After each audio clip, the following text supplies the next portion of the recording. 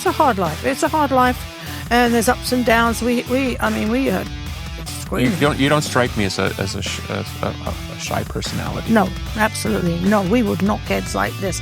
In fact, people would walk out the room and I was like, oh God, you know. You met him sort of really at the precipice of stardom. Right, and and he kept following me around. I was like, he's too short for me. The word you hear with the musicians often is an eccentric, but they tend to be different very types eccentric, of. Richie. Okay, right. But there were a lot of fun times. Like we would have all kinds of things going on, especially seances. My view of him from an outside point of view, he was a true professional. He was a very much professional, totally. It didn't work at home. Okay. Wendy Dio, thank you so much for being here. I'm so excited to talk to you about your late husband, Ronnie, such an incredible musical icon. So let's start with two stories. One, you get one story, I get one story. Okay. So I'm sure you've told it many times, but take me back to the night that you met Ronnie. You're working at the Rainbow as a waitress. I was, indeed. I was over here. I'd come over. I didn't have a green card yet, and I needed to work. And so I was working at the Rainbow, also doing some movies at the time. And so I knew Richie Blackmore, and I knew his wife at the time, Babsy, from England. And so you knew Richie from back? Oh, yeah. Oh, okay. Yeah, I knew them very well, actually. And they invited me to go. They were in town, and they invited me to go to a party with them afterwards up at the Hollywood Hills. And so I said, okay. And they had recorded the first Richie Blackmore Rainbow album, but they had not toured yet. Yeah. So we went up there, and Ronnie was following me around. I was like, a bit short. And he wasn't, nothing disrespectful, but he wasn't a young guy at that point. I mean, he wasn't in his 20s. I mean, he's about 30 at that 30, point. yeah. I was like... So he'd lived some life. And yeah, he'd been in Elf, and but Rainbow was really his coming out, as I say, of being actually in a big band. Sure. But I'm saying you met him at a unique time where it's... Oh, yeah, right. He wasn't a big star then. No, he was not a big You met star. him sort of really at the precipice of stardom. Right. And, and he kept following me around. I was like, he's too short for me. And anyway, we talked and everything. And then everybody was going to Denny's for breakfast because this was like, I guess, sun was just coming up. And we were talking and stuff. And he said, do you want to go for a ride to Malibu? I said, okay, sounds good. So we went and we talked and talked and talked. And he was very interesting, a really interesting person, and very, very smart. And we started chatting and stuff, and then we started dating for about 2 weeks. Okay. And then he went on the road. Yeah. And then he called me and he said, why don't you quit your job and come and join me? I said, no, I can't quit my job, but I come for a couple of weeks. Yeah. And I went for the rest of my life. Yeah. That's so beautiful. Okay, so my story. Yep. I went to see Sabbath in 2007. Heaven and Hell, obviously, was the name of the tour at the time. And I went back to see Tony, my hero and my friend, and talked to Tony for 10, 15 minutes, as you do. And then, okay, everybody's leaving. I'm going to go home. I'm on my way out, and I'd never met your husband. And he's passing me. And he looks at me and goes, hey, where are you going? I said, well, I'm just going home. He said, can you hang out? Do you have to go home right now? I said, no. He goes, let's go talk. And he just took me in a room, just me and him, for 45 minutes. He had a glass of wine, and we just talked. And he was just amazing, as you know. I mean, but he was so warm, generous, supportive, which is interesting. Most big musicians aren't really supportive. He was very supportive. He told me, ask me whatever you want. We talked about Rainbow a lot because I love Rainbow. And I still, to this day, really hold that meeting because it's so rare. He was a very rare person. He always made anyone he was talking to feel like that they were the most important person at that time to him, and they were. Yeah. He honestly, genuinely loved people. And I'm not saying this in any self-aggrandizement. He was genuinely interested in what I was doing, what I was thinking. Absolutely, how I was thinking of music, where I was going.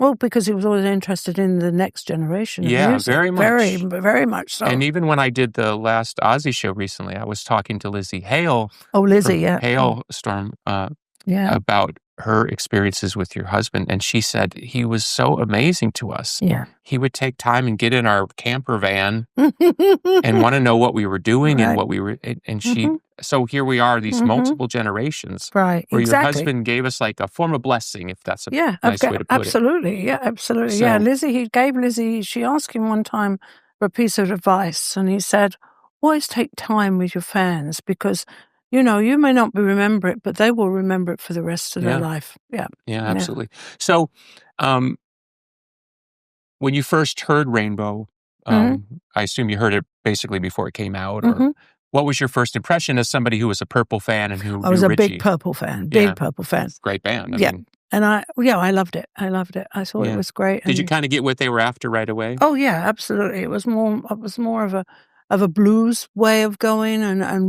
blues rock. And Ronnie actually wrote a song for me, about me, called Rainbow Eyes. Oh, beautiful. Because he said my eyes changed from blue to green to hazel. I love that. So now you're on tour with Rainbow. Yes. Richie obviously had something to prove, right? Yeah. Because he'd left Purple and kind of, I mean, all that stuff's well documented. We don't need to talk about it, but I mean, it wasn't exactly the best of terms. He kind of felt like those guys were stealing his band away. Yeah. Richie was a very intricate person. He's obviously a brilliant musician, but very difficult person.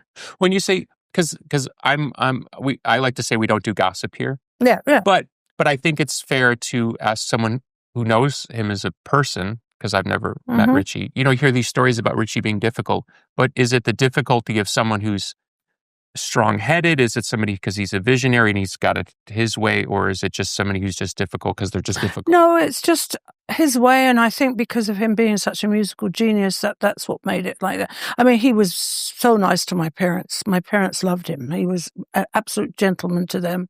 I knew him before, so he and I would lock heads sometimes. Someone would go, "Don't talk to him like that." I don't care. I'm me. So, but what was your impression? Because, I love Rainbow as a band, and I think they're honestly, in many ways, an underappreciated band. Very underappreciated. And I think that, when people talk about Rainbow now, of course, they had the hits after Ronnie left, but Ronnie didn't want to be commercial. That was one thing he did not want to do. He didn't write love songs. Can you explain that? Because I think maybe most people, if they're not in the music business, they wouldn't understand what that means. Ronnie was more about finding the music that the fans wanted and or his vision of rock, or can you break that down a little bit? He doesn't write love songs. He never wrote love songs, and he didn't want any. He was more into the music than making a commercial hit. Okay. And he felt that they were just trying to make a commercial hit, which of course the record company always does. Sure. And that's what he wanted to stay true to the way he felt the music should be. Okay. Yeah. Because, for the music historians in the crowd, my impression, and you tell me because you were there, Richie kind of sees Elf and basically... Oh, took Elf. Thank you. I was trying to say the nice version Everyone of it. except the guitar Rainbow's, player. Yeah. The first Rainbow record sounds a lot like Elf. It was Elf. It was all of Elf except Richie, of course, except the I think in a clever way, and I do think Richie's a musical genius, so I'm with you on that. I think he saw something in Elf that he thought, okay, if I take that and I kind of put he wanted Ronnie. And the only way he could then he got rid of Elf, right? The only way he could get Ronnie was to take the band, because those are Ronnie's been with forever, and it was very sad to see one by one go. And how did Ronnie take all that? He was very hurt by it, especially with Jimmy Bain firing. That was the real crucial thing of almost the end. Because him and Jimmy were pretty very, tight. very tight, very, very tight. And Jimmy Bob Bain, Ronnie called him Jimmy Bob Bain. He was just a character. He was such a character. Yeah. So, okay, now you're on tour with this, it's hard to call it a fledgling rock band, but like I said, Ronnie's got something to prove. I mean, he's now bursting onto the bigger... I mean, you're playing with Richie Blackmore. You're not just playing with some guy in a band. Of course, yeah. So there's a lot of pressure on Ronnie. You're following... In many fans' minds, he's following Ian Gillan, even though he's not, or Coverdale, too, on top of that. Yeah. And then, of course, Richie's very much got something to prove that he can stand on his own without Purple. Absolutely. So what was your impression of the vibe of that time? All I can think of at the time was this big rainbow that they carried around, a huge thing that never worked. Every night it broke down. Every night it broke down. No, but it was a very exciting time. Yeah. We were young, and it was an exciting time. And first time we played to big audiences for Ronnie, and it was a bittersweet time. Okay, can you explain that a little bit? Bittersweet. Well, sometimes Richie was in a good mood and sometimes he was in a bad mood. Sometimes if he was in a bad mood, you could not say hello to him or good morning to him until he felt like he was speaking to you. He had a lot of very odd things that went on. But as I said, he was a musical genius, so that comes along with... Yeah. I mean, there's certainly a lot of evidence to suggest, and I have my experiences with musicians, being one myself, and my father was a musician too, is they believe sometimes that what makes musicians such great musicians is the brain doesn't sort of communicate. Some people might call it bipolarity, but the brain functioning is different. So they'll have a heightened sense of music, but maybe not a heightened sense of something else. Yeah. It does not to say something bad. It's just different. No, yeah. Because then, the word you hear with the musicians often is an eccentric, but they tend to be different types of... eccentric, Richie. Okay, right. But there were a lot of fun times. Like we would have all kinds of things going on, especially seances. Seances? Yeah. Okay, you got to tell me about that. Richie was into seances. When we recorded at Chateau Montmartre, Chateau, what was it? Was it the one in France that everyone recorded at? Yeah. It was in a place called, we called it Horrorsville, but it was Horrorville, I think. And near Pontoise, which we call Pantyhose. And we had a lot of seances there, and it was a lot of fun until it turned to be quite scary. We did this one seance, which I always thought somebody was pushing the thing or whatever, and they said, "You're talking about Ouija board stuff." Yeah, they said, "Who is this?" "Oh, this is Baal, the devil." So really, yeah, I say, "Oh well, give us a sign." And so, suddenly thunder struck out and was like, "Whoa!" We were all kind of scared and everything. So that was one time, and we all ran to bed. And then another time we have a seance, and I forget who it was. It was one of these spirits that come in, and they said, "Ha ha ha ha! Don't worry, all your tapes wiped off." And it was the next day, tape all wiped off, completely wiped off. In fact, on that album it says "No thanks to Baal" on it. And another time, we did a seance, and the glass broke. And it was a round table, and it went round the table by itself and smashed the floor. That was really scary, and that's when I left. And as I was leaving, somebody pushed me down the stairs, and there was no one behind me at all, but I got a hand shoved me down the stairs. Another time, Cozy got locked in his room. He felt the lock go, and all the books came off the shelf. It was quite scary there. See? And I've never done a seance since. Since I got pushed down the stairs. But those are fun things they did. Yeah. And we used to do, like, Richie used to get a can of Coke and put it on a string, and it was like 3-story place, and go on the top stair and bang on, and it would dangle on someone's window, so there was tapping on the way. So you never knew if it was real or if it was... Oh, I see. So last thing on this, and I want to talk about you. Did Ronnie in that early period with Rainbow, because it was like about 75 to 78, if my memory is correct, but because again, he wasn't, and when I say young man, I mean most people when they're really hitting that other level in music, they tend to be in their 20s or early 20s. No, he was in his 30s. Right. Did he have a sense that there was still this greater destiny ahead? Did he feel that, or was he very focused on just... He was very focused on what he was doing at the same time. Like, he never wrote songs on the road. Okay. He was always, this is touring. Right. Off the road, this is writing. Right. Yeah. Right. So let's talk about you. So you were born in 1945, is that correct? Maybe. Okay. Somewhere around there.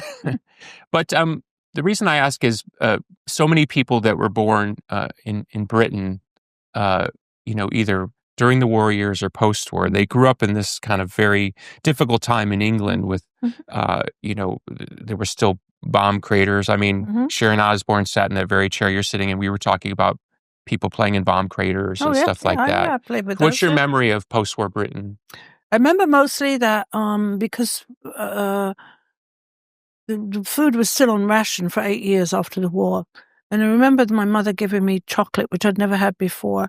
And I spit it out because I did not like the taste of it because I'd never had it before. Right. You know, I'd never had a Coca-Cola. And where were your family at sort of in the socioeconomic scale? Because there's not to be fair to you, and I'm interviewing you, we obviously want to talk a lot about Ronnie, but there's not a lot of information about your life, you know? I grew up in probably middle-class family. We lived in Epping in Essex. Okay. Countryside. Lived next door to a farm. We used to play with the kids on the farm, with the animals and everything, and became a vegetarian because of that. I'm not anymore, but I became a vegetarian at that time because, you know, well, I played with the animals. My mum said every Sunday we'd have a roast dinner, and I said one day, "What's that?" She said, "Oh, that's, you know, it's beef. It's like the cows." I said, "With the big brown eyes?" "No, I don't eat that." So I didn't eat any meat except chicken because I hated the chickens. They used to peck me. So, you know, remember just that, you know, I left home. I worked for Decca Records for a while. Tell me about that, because what years did you work for Decca Records? Oh, it must have been like 60, 68, something like that. See, I did my research. The biggest artists in Decca Records in 1968 were the Stones, Engelbert Humperdinck, the Moody Blues, and Tom Jones. Yep. And I'll tell you a funny story about that because my girlfriend, I must have been about probably 18 or something, 17 or 18, and she got an interview for a job through the paper, and it was meeting at a hotel, and she said, I don't want to go to a hotel, come with me. So I did, and it was an interview for the Tom Jones show that was, they were for America, recording it for America. Okay. So, and it was an assistant job which she got, but she didn't drive. So they said, well, will you come? So I said, yes. So they recorded at Elstree Studios Thursday, Friday, Saturday, Sunday. They rehearsed Thursday and Friday, and then they would record with a live audience on Saturday and Sunday. Okay. And Engelbert was there. I met him. Goldie Hawn and all the laughing people were on it. Moody Blues. I took them all to the pub. That was my job, to drive them to the pub.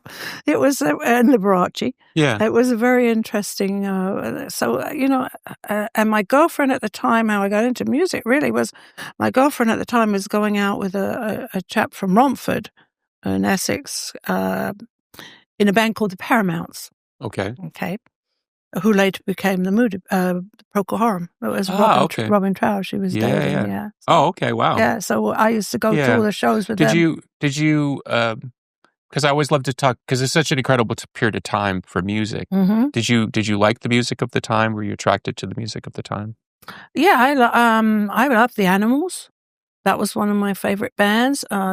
When Deep Purple came out, Sure. I loved that band. Zeppelin, of course, was like, well, Beatles, of course. I mean, I saw the Beatles when they were third on the bill with Chris Montez and Tommy Rowe in my hometown. Yeah. Wow. So I've been about 66, probably. Something like that. Yeah. It's Dizzy. Yeah. Remember Tommy Rowe hit the it was. It was very interesting. Yeah. It was an interesting time. I used to go to the Speakeasy, of course. See everybody down there. We go to. The reason I ask, I mean, not just because you get to see some of these great artists and be around them a bit, but also, you know, you end up working in music, you know. So, yeah. You know. In fact, David Bowie brought an acetate. It was an acetate at that time, and he was turned down. And I had that acetate for many, many years, and then somebody stole it. Well, really? Yeah. I mean, I think there's some. I could be wrong, but I think David had 11 or 12 failed singles before he had Space Oddity. Yeah. Was basically considered a kind of a... He was an amazing musician. I mean, he was like a chameleon. He was always something different every time. Did you see something in David early? You know, did you see that star quality? No, because he was like, his acetate sounded like something like Anthony Newley at that time. Well, he loved Anthony Newley. Yeah. And that, very exaggerated. Yep. But kind of funny. David was one of those people, he borrowed enough things that when he finally put it together in the right formula, a la Ziggy Stardust, it was like, it took off. Yeah. He was amazing. So how do you end up going to America at some point? Because again, there's no information on you out there that I can find. I married an idiot. Was he a musician? No, he was a ski instructor, and I was in Zermatt skiing. And I stupidly... Was it the way he skied, or? No, it was, I don't know. He was good looking. He said, come over here. I came to California. I had a visa. I ended up marrying him and realized after I married him that all he wanted to do was ski. He did not want to work. He didn't want to do anything. And I just couldn't deal with it. And I didn't want to go home and say, oh, I failed. So I stayed. Okay. Because this is Southern California, you sort of drift here. And I started doing some movies and things. Okay, tell me about that. I did a film called Death Race 2000. I love that movie. Okay, so there's a scene in it where I was a masseuse. I had little white shorts, a little white T-shirt.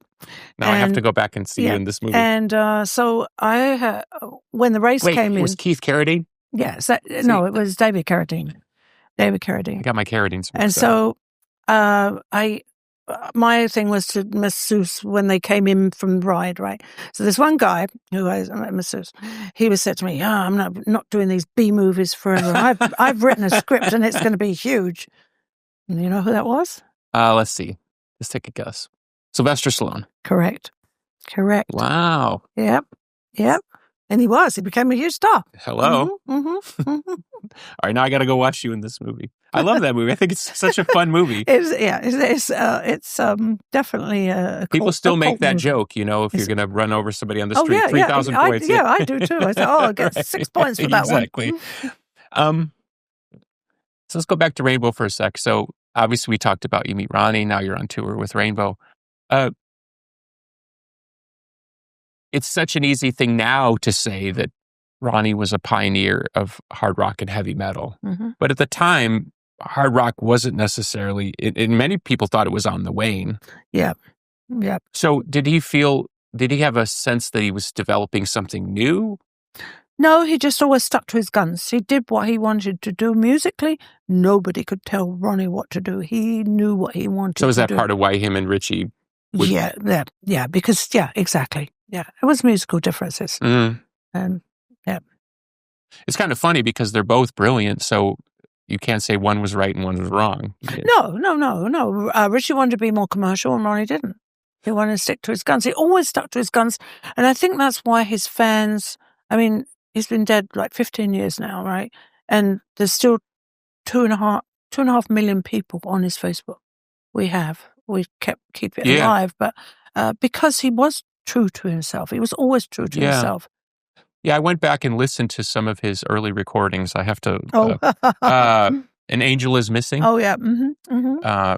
Because, at some point, because I was coming of age in those times, and there was Ronnie, I didn't understand there was sort of age difference or anything. I didn't know that. I just assumed Ronnie was the same age of everybody else. Right. Which a lot of people did because he was very young. Oh, he was very youthful looking. Yeah. Even, I saw him perform when he was 71 years old, and you wouldn't say that's a 71-year-old man. But his brain was, he was always up to the minute of what was going on in the world. And as I said, musicians. He knew who the new musicians were. He knew who he liked and who he didn't like. Yeah. And he always said, somebody asked him once, what's your favorite kind of music? And he said, you know what? There's no bad music because that person created it. Oh, that's beautiful. I wish I thought like he did. But there's this evolution where it's like early Ronnie kind of doo-wop, New York stuff, very kind of typical for the time. Yep. And then there's a little bit of evolution, like I heard like a version of Love Potion No. 9. He starts to rock a little bit more. Well, he heard the Beatles. Okay. That's what changed his life was the Beatles.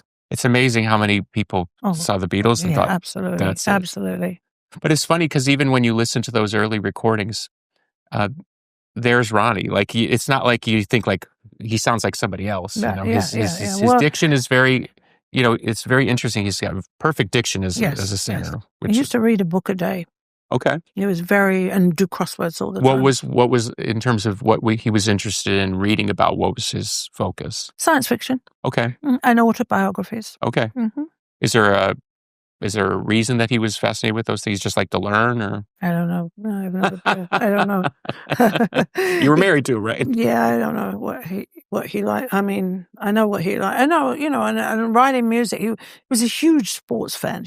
Really? Fan. Oh, he knew everything about any team you would ask him about. Okay. He would write songs watching football or watching baseball didn't know that about or something. Mm-hmm. So tell me about your falling in love and life together, because, And the life of a wife in rock and roll, especially back then, there were a lot of expectations, and you had a very successful partnership.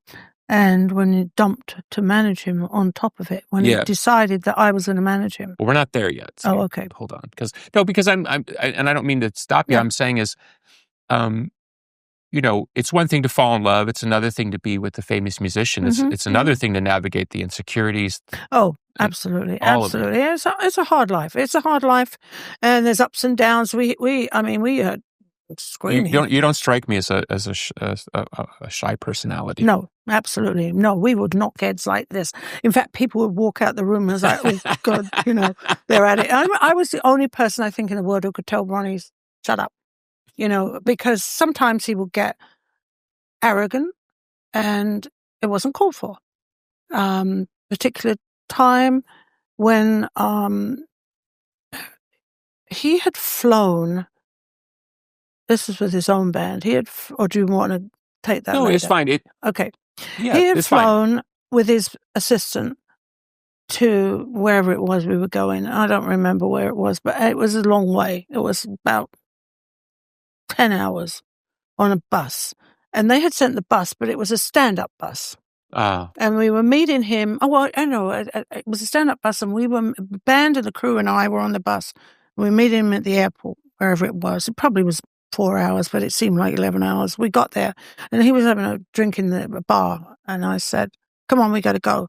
Well, I haven't finished my drink yet. I said, we have to go now. And he didn't. And so he got on the bus, and I was really angry with him. And I said, you need to apologize. Every single person, this is a day off for everybody. You've held everybody up, blah, blah, blah, blah. And I said, it's all about you, isn't it? It's all about you. Well, yeah, it is. So he did apologize to everyone. And then he bought me a pillow that said, it's all about me. Because that's how he was. You could fight with him. And then the next minute he would be, I know he was mean to the crew sometimes and the band. He would yell at people if they were not on the spot like that, Well, my view of him from an outside point of view, he was a true professional. He was a very much professional. Totally. It didn't work at home. Okay. So, in my estimation, and I love my rock music. I mean, there's no better band on the planet in 1978 than Rainbow. I mean, they are at their peak. Cozy Powell, one of the greatest drummers of all time. Your husband, arguably the greatest rock singer of all time. Richie Blackmore, a true savant at the peak of his powers. Incredible lineup. I mean, and Jimmy, right? I was getting there, and so usually when you're at that moment, and you, like you said, there's this tension. So when you say Richie wanted the band to be more commercial, is it we need to be played on the radio because of ... Or is there a logic to that? I think the record company was in his ear and in the manager's ear all the time. Yeah. And pushing Ronnie to write a love song, which Ronnie said no. Funny. In the business side of the Rainbow, it was obviously Richie's thing. It was billed as Richie's thing. Richie later joked and said it should have been called Richie Blackmore and Ronnie James Dio's Rainbow. But was Ronnie? I assume, but you tell me, Ronnie wasn't a full participant in the business, right? It's basically he Richie's. Was 50-50 on the publishing. Okay, which we got screwed off later on, but. And on record royalties, Ronnie was on a scale. So I think he got like 35% first of all, and then it went up to where he would be equal. Okay.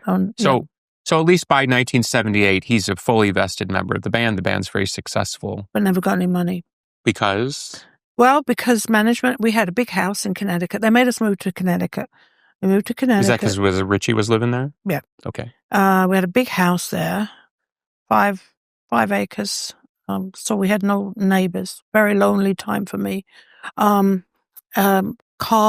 car leased. Everything was leased, and we got $150 a week. Oh, it was one of those. So when it all got added up, they told you had no money. Right? Yeah, we had no money. And I fought for Ronnie's publishing for years and years and years, and finally got one Rainbow Rising back. With the rest of it, no. Really? Yeah, and when Ronnie and Richie parted company, as I don't know, because Richie says that Ronnie left and Ronnie says he got fired, so I don't know what happened. But anyway, I know we were left in Connecticut with my grandmother had died and left me 50,000, and we had that money. It was all we had, and we drove across country from Connecticut back because I said we got to go back to California. You know, where he wanted to start a band, and we had 2 dogs and a cat and us, and we drove back to California. And Ronnie was working. He was trying to get a band together with Skunk Baxter. Really? Yeah. With there's the band that never was. Yep, and then there was old elf people and stuff, and he was doing all that stuff. And then I was friends with Sharon before, so Sharon and we were friends, and so Sharon was come up to the.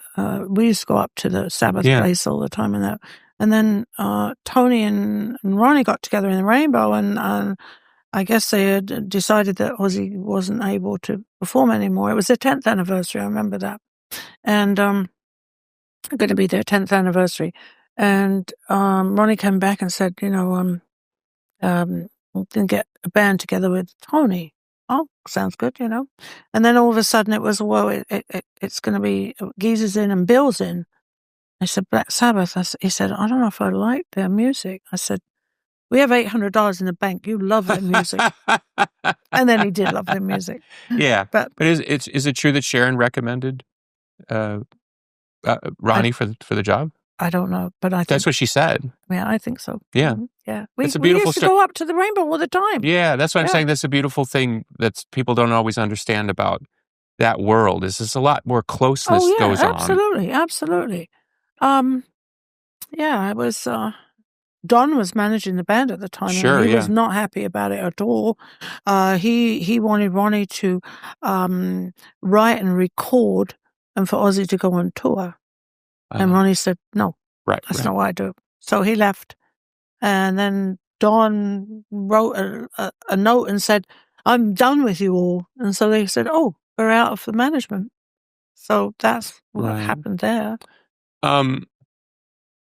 What I love about there's obviously the first couple albums, the Heaven and Hell and Mob Rules. What I love about those records was it showed that Sabbath had this other musical side. Oh, Tony's brilliant. Brilliant. And Geezer. I mean, they're brilliant. Yeah, well, Bill did the record and then Bill did the record. Yeah, we went down to Miami. Vinny, right? Went down to Miami. They recorded Heaven and Hell in Miami. Was it a Criteria? Yeah, and we stayed at the Bee Gees' house too there, and that was a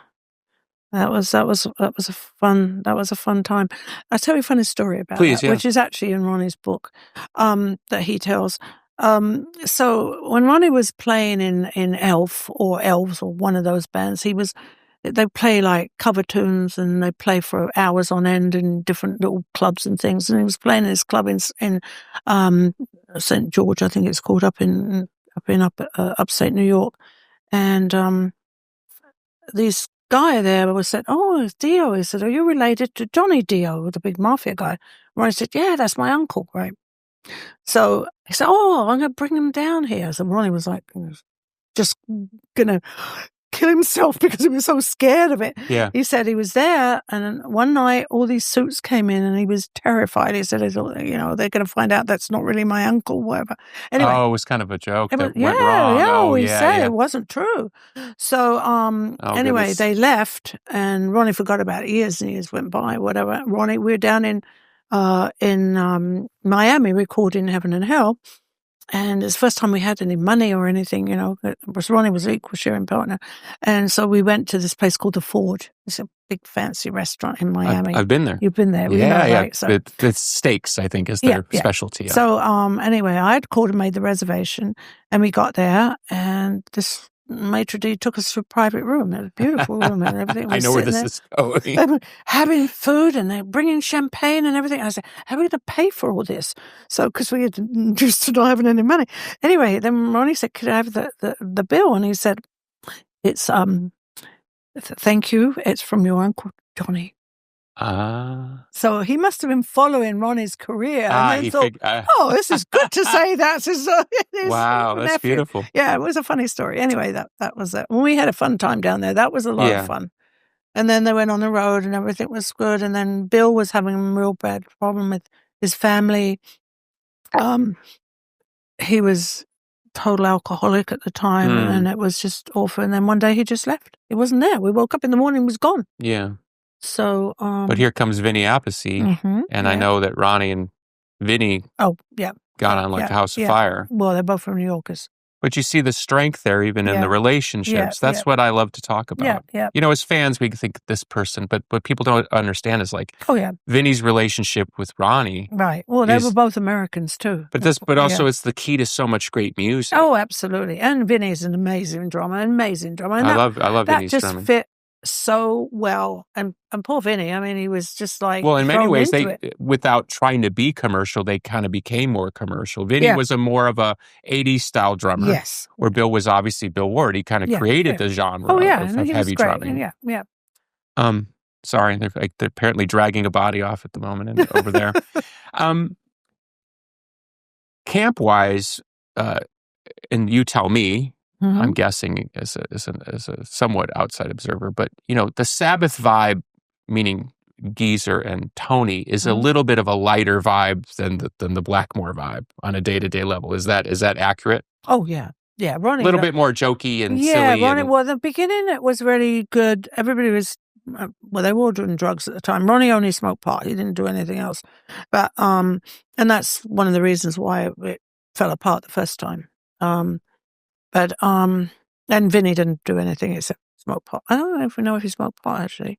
Anyway, that was, no, they did, but they always joked. They loved each other's company. They were. Yeah, it's a lighter. Yeah, Tony stuffed Vinny's briefcase with ham sandwiches one day. I mean, they did silly things all the time. Tony was terrified of snakes, and Ronnie found a rubber snake and tied it to his inside as he opened his car. I mean, they did silly things, but they were all great musicians, and I think that's they had respect for each other. Yeah, well, so much great music. Yeah, just so much great music. So, am I right in assuming your fortunes are improving? Like, oh God, yes, absolutely. Yeah. And those were big records. Yeah. We bought our first house then. Yeah. Mm-hmm. Yeah. Mm-hmm. So happy times. Yeah, happy times. So,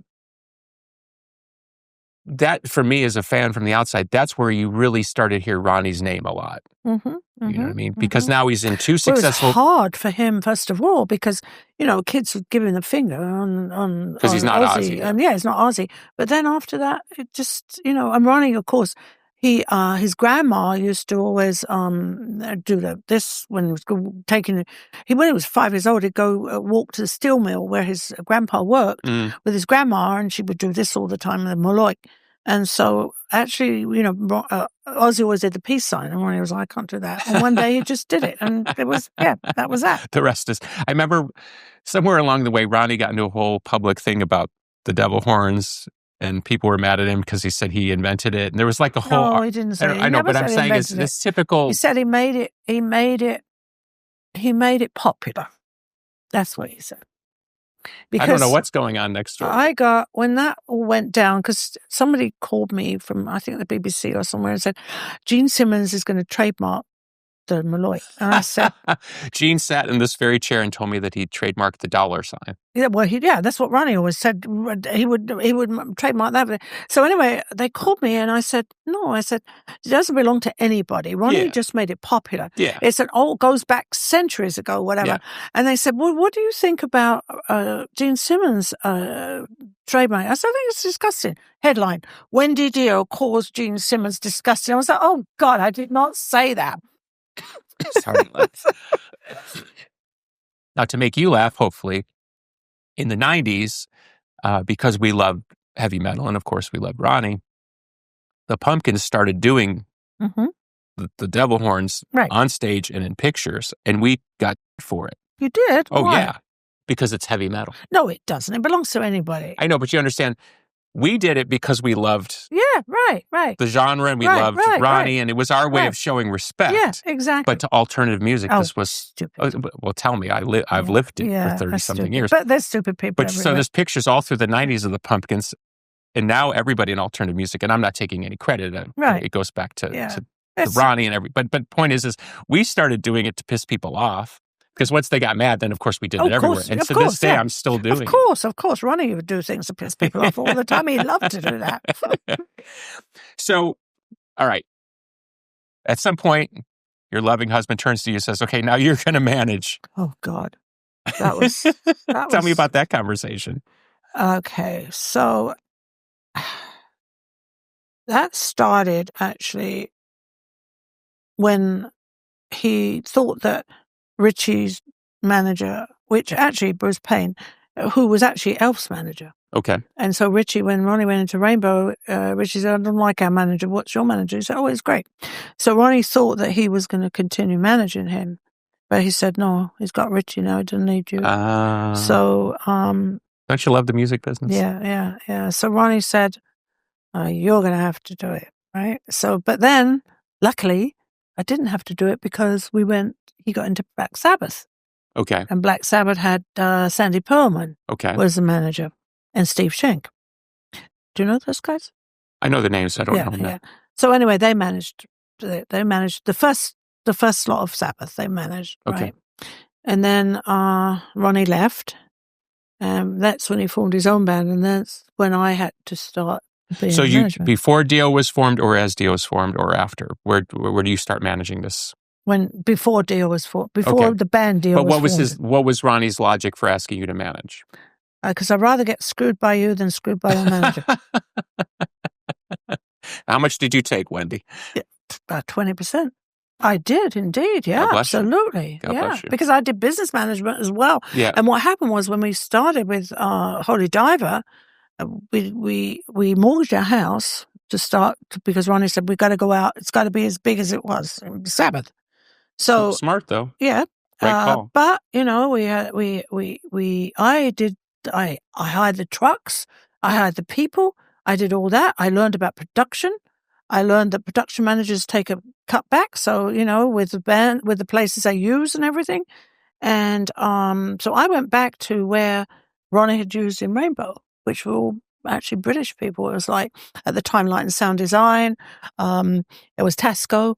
Was it people if you felt you could trust? Yeah. God, we used them to the day. I mean, Ronnie took them into Sabbath with him. I mean, they were great people.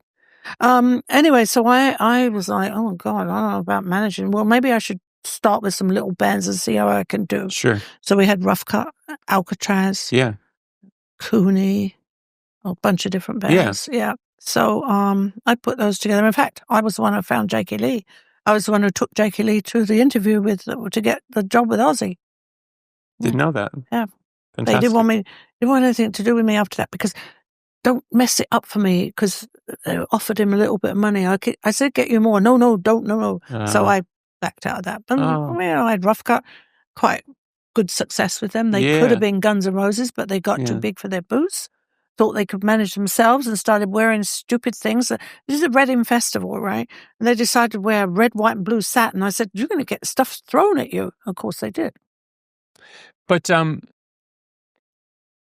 things have changed, obviously, in the last 30, 40 years. But, you faced it. Sharon faced it. We were the only two women managers. You know where I'm going with that. Really bad time because all the men managers would come up and say, you don't know what you're doing. They would just really berate us all the time and everything. And Sharon just told them all to F off. I listened nicely and said, oh, thank you very much, and did it my own way. So we did it our own ways, but we both did it what we wanted to do. Yeah. So we opened the door for a lot of women managers. Women managers are very, very good because they're listen to details, silly things that bands come up with. Like, he got more T-shirts than I did or something. And they listen to it. They don't just shove it away. Yeah. Well, now, I mean... Oh, there's a lot of women managers, good managers. Well, God bless, because I know it couldn't have been easy. I mean, I wasn't there, but I wasn't easy. Wasn't easy. You know, I understand the business. You know the business, and we know how the business can be. Oh, yeah. When it's cruel, it's really cruel. It was very cruel. It's still cruel sometimes. I get people going, "Oh, cash cow," because I still keep Ronnie's memory and music alive, but I'm the cash cow. So it's, I want to talk about that, but let's just stay focused here because it's such a beautiful moment.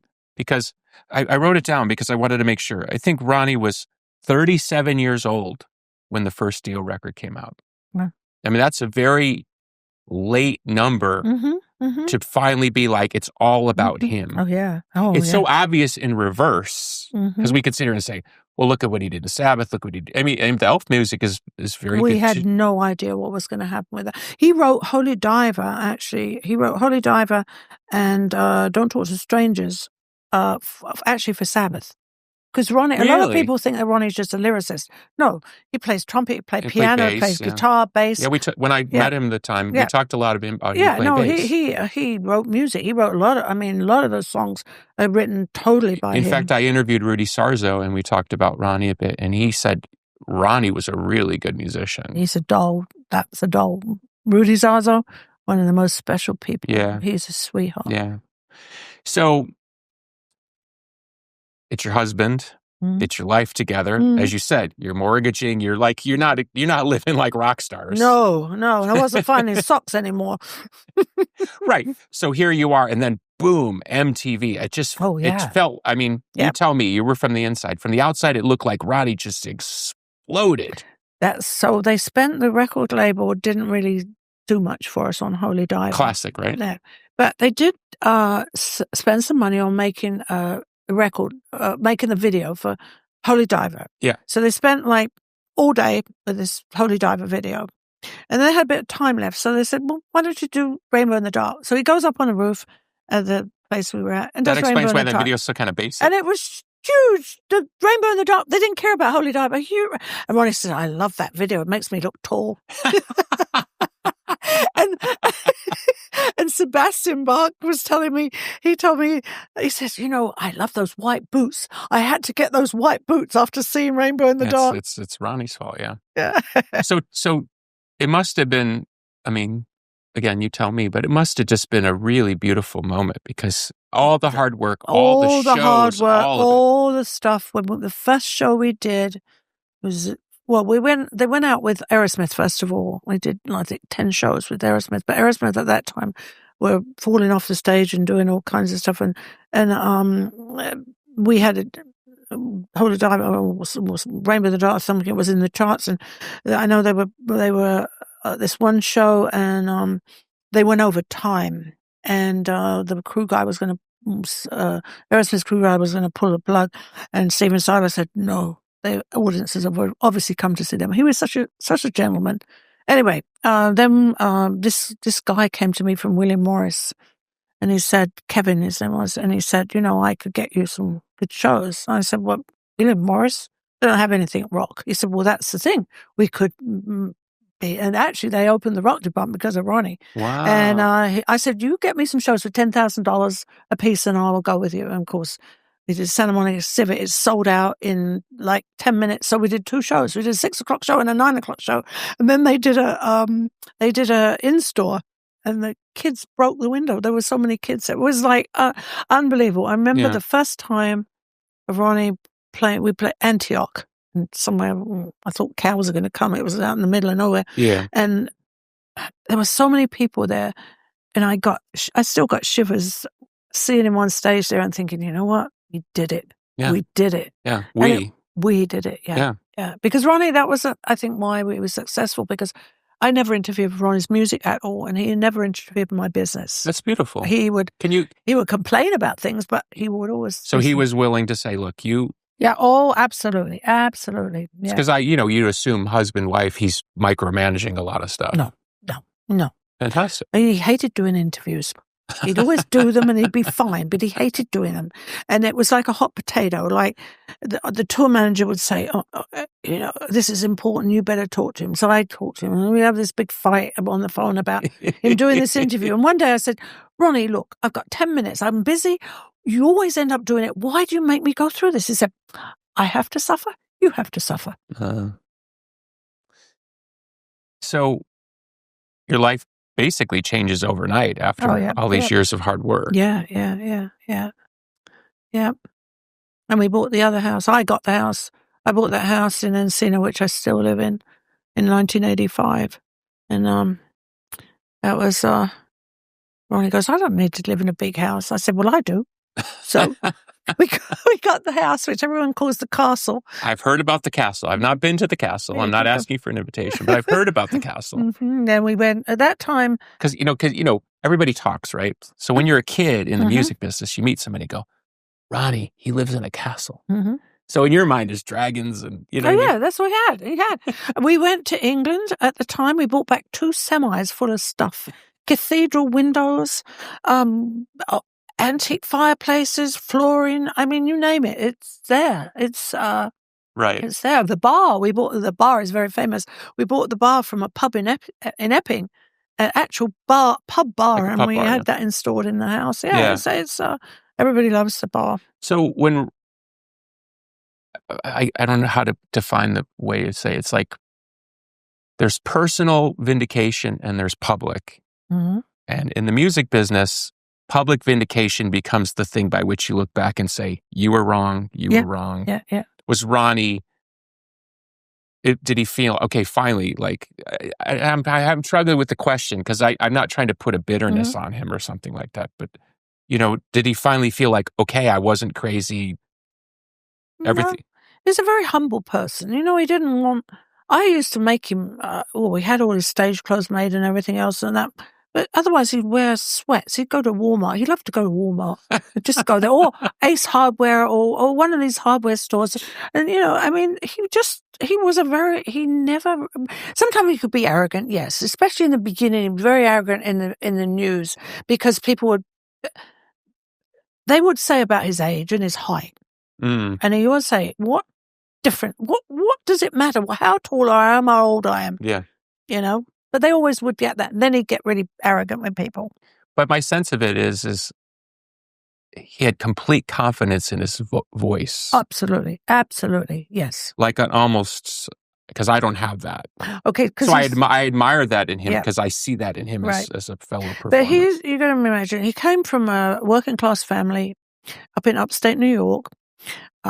Loved sports even as a kid and wanted to run out and play baseball when his father at 5 years old said, listen to the radio, pick an instrument. That one was a trumpet. So he took him down to the store, got him a trumpet, and that poor kid had to practice every single day for hours on end to the point where he decided he was going to get... Was it because somebody wanted him to be a musician?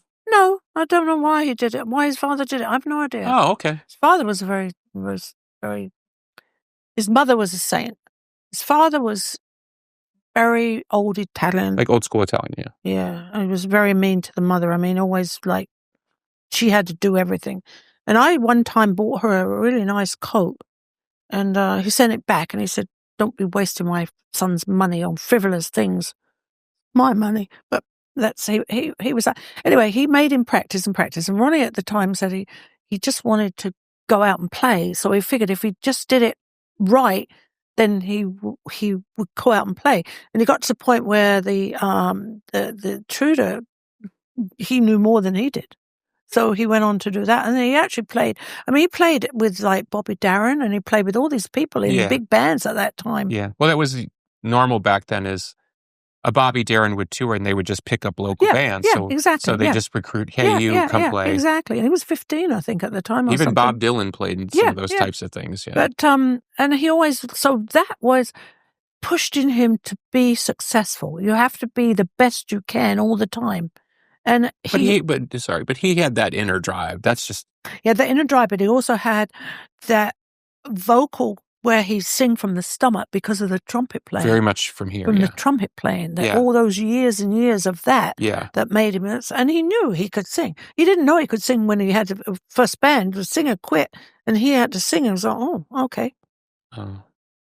So, I don't want to dwell on the sad part, but, I mean, I saw him not that long before he passed. Mm-hmm. He was I was literally turning to the person next to me going, how old is Ronnie? And I think he was 71 at the time and saying, how is he singing like No, this? he wasn't 71 because he died when he was 67. Okay, my bad. But I'm saying is, he was older. Most men in their 60s don't sing like your husband. And by the way, he's not singing he's not singing Volare. No, he's singing Mob Rules and We Rock and Rainbow in the Dark. These are Neon Nights.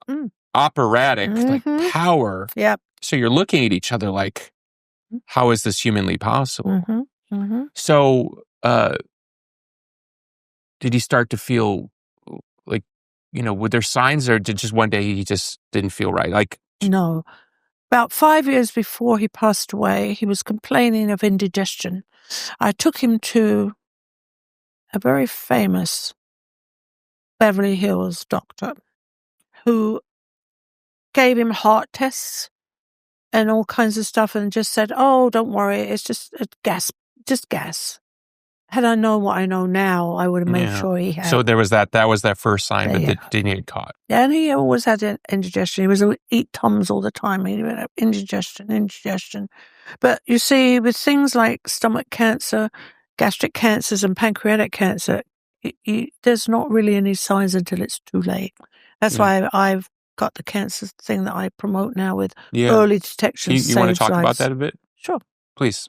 Sure.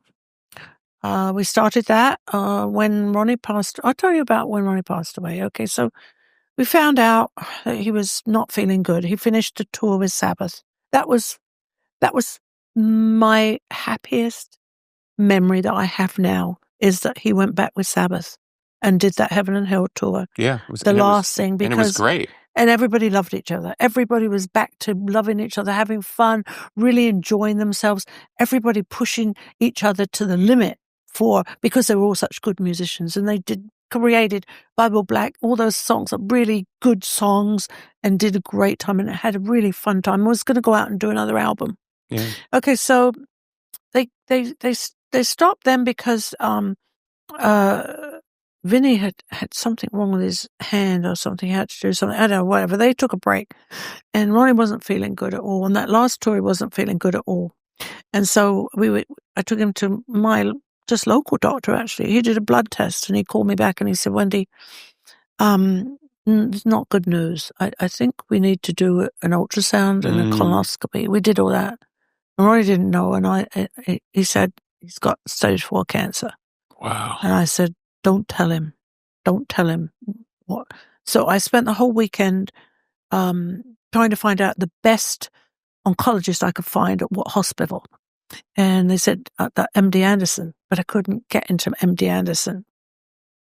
I was trying everything, and then somebody said, go to the Mayo Clinic. So we flew to Minneapolis, went to the Mayo Clinic, and the guy, horrible doctor, he said, Tess, he said, no, you're going to die, so, just go back and put your life together. Probably got 6 months. Wow. So we went, stayed in the hotel. We cried all night long. I remember that.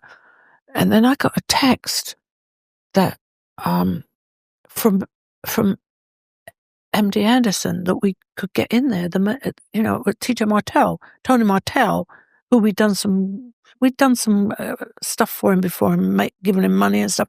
And he was like, so we flew from Minneapolis to Houston to see this doctor, Johnny, and he said, look, I'll do the best. There's some trials out there that we can try. I can't promise you anything, but nobody can tell you except God when you're going to die. He said that doctor should be struck. Anyway, he started doing the treatment. We used to go every 2 weeks. We'd fly to Houston for 6 hours. He would do chemo.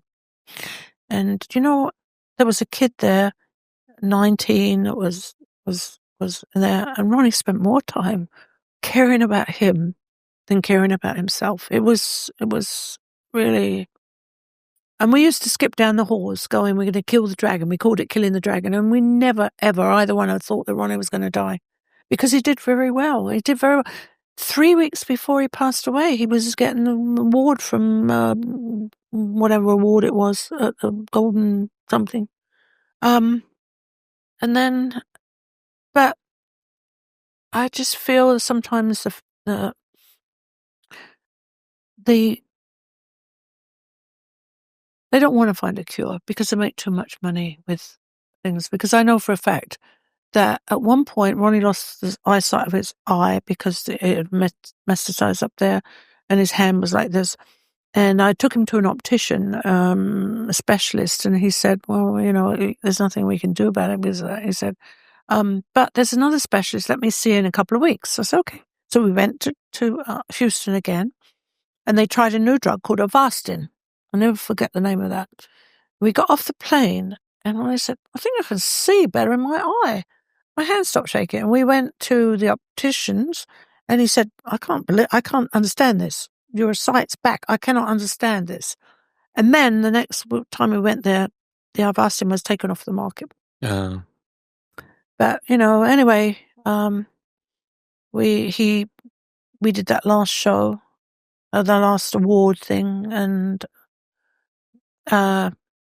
3 weeks later, he passed away. He wasn't feeling that good. He was feeling really in a lot of pain. Went to the hospital, and Gloria and Terry were with me, and he passed away. Sorry. Yeah. But then, so then everybody was saying and wanted to give money for cancer. And Iron Maiden sent me $10,000 and said, "Where do you want it to go?" And I said, "Well, a lot of big organizations, they have so much administration costs. I would really like it to go right where it should go." Yeah. And so we formed the Ronnie James Dio Stand Up and Shout Cancer Fund. And 14 of his good friends that were on the board, actually one of the directors, Claire Brothers, from PRG, from Upstaging, Adam Parsons, Rick Sales, Andy Gord, they're all on the board. And we've raised almost $3 million Fantastic. For research. And we support TJ Martell. We support a lot of other cancer things. And it goes into, we're actually been supporting Dr. Wong from UCLA with a cancer test from a swab. Yeah. So that instead of, because men a lot of times don't get checked out because they don't want to finger up the butt. This would be a swab in the mouth, and it could early detection of if you've got stomach cancer or pancreatic cancer. Those are the two killers, and they just named one of the labs at UCLA after Ronnie. Oh. So last thing, thank you for sharing all that. It's hard. I lost a lot of people with cancer too. It's the hardest. It's the hardest thing. It's just, and it doesn't seem like he's been gone for 15 years at all. And I try. When you said 15 years a few minutes ago, I was kind of like, it doesn't seem like he's gone that long. It doesn't seem like that, no. And I just try to keep his music and his memory alive as much as I can. Well, you've done a great job. So let's talk about that, because you brought up that people were critical of you, and to me, that's so the stupidest thing I can imagine. First of all, and again, you stop me because I'm going to say what I want to say and you tell me if I'm wrong. Mm-hmm. First of all, it seems to me you're his wife and the manager. Your number one responsibility is to keep his music alive. Absolutely. Okay. Number two, why wouldn't your family and the ones he loved be the beneficiaries of his gift, which was a God-given gift? Absolutely. Absolutely. So, and put it this way, if I'm a fan and I buy these things that come out, I want the money going to you or your family, right, and his family. Right. What is so hard for people to understand about that? And, well, who knows? And as we sat here, for every dollar Ronnie made in this business, there's all the times where you guys didn't make money and didn't get paid and got ripped off. Absolutely. I remember, when we drove all those miles from Connecticut to LA, and we rented a house because I had that money from my grandma. We had like about 12 people. It's a 2-bedroom house. We had about 12 people sleeping there, living there, because we were trying to struggle and get something happening. Yeah, there was this article that came out after Michael Jackson died. The New York Times wrote it, and they were the basis of the article is they were shocked at how little money Michael Jackson made. Yeah, yeah. And that's the thing that most people understand. And we're not crying poor, but we're saying is it's not what people think it is. Oh, no, of course not. Of course not. Yeah. I mean, we bought the castle in 1985, Sorry, when you say we bought a castle. It's not really a castle, but it's on a hill. We live next door to Vin Diesel. Oh, very good. Yeah, and so I don't know where he is lately. He's not there. But yeah, so it's we made it the way it is. It's very medieval inside, and everything is very medieval. So last thing, because I'm just curious, and of course, we wish Ronnie was still here to help us market the music and do all those fantastic things. Just talk a little bit about what it's like to, because first you have the emotional navigation of you have to constantly be in the energy of old times, reissuing a concert. There's his voice. It's got to be hard certain days, I imagine. I don't know. Or do you feel close because you're always together? I feel close because in my office, I have an office in Canoga Park, and it's pictures of him and things all, because we have in our house, Ronnie refused to have any gold records whatsoever, nothing, because he's a very humble person. So they're all in my office. Everything's in my office. So I walk in the office and there's Ronnie everywhere. Everywhere is Ronnie. Yeah, exactly. Yeah. So, but past the emotional part, just talk about the business of the posthumous business of how to manage a legacy. Like, right. Well, we found things in the vault. Actually, I did find recently some things that have not come out. So, because Ronnie would go to down in the studio and he'd put a song down and he'd put it down with his playing guitar, playing the bass, drum machine, whatever. And then he would go into a proper studio with the musicians and do it. So there are a lot of those things with of songs that didn't make it with his vocal on. So we've talked about taking his band, and keeping his vocal and then recording. That'd be cool. So those are things that we were talking about and doing things. And there's a couple of songs actually. Funnily enough, he would never write a love song, but he did write 2 love songs for me, which are recorded, have never been out. And I'm tempted to put them out, but then I'm like, would he kill me for this because they're love songs? Well, it's obvious that he loved you and you loved him, and I think that's... Oh, yeah, we were soulmates, I think. Obviously we had ups and downs all the time. I left a few times and came back. But, those things happen. No, it's beautiful because I'm in business with my wife as well, and it just strikes me that the family of music is the best way to say it. And here we are talking about Sharon and Ozzy and Tony, and we're in this kind of bigger family. And unfortunately, the music business has a terrible history of ripping people like us off. Oh, absolutely. Absolutely. So it makes total sense that he turned to the one person he trusted the most in you. Exactly. That's what I said. You'd rather screw me than get screwed. That's what I used to always say. Well, thank you so much, Wendy. It's so nice talking to you. It's been absolutely very, very interesting. Thank you. Very interesting. Thank you.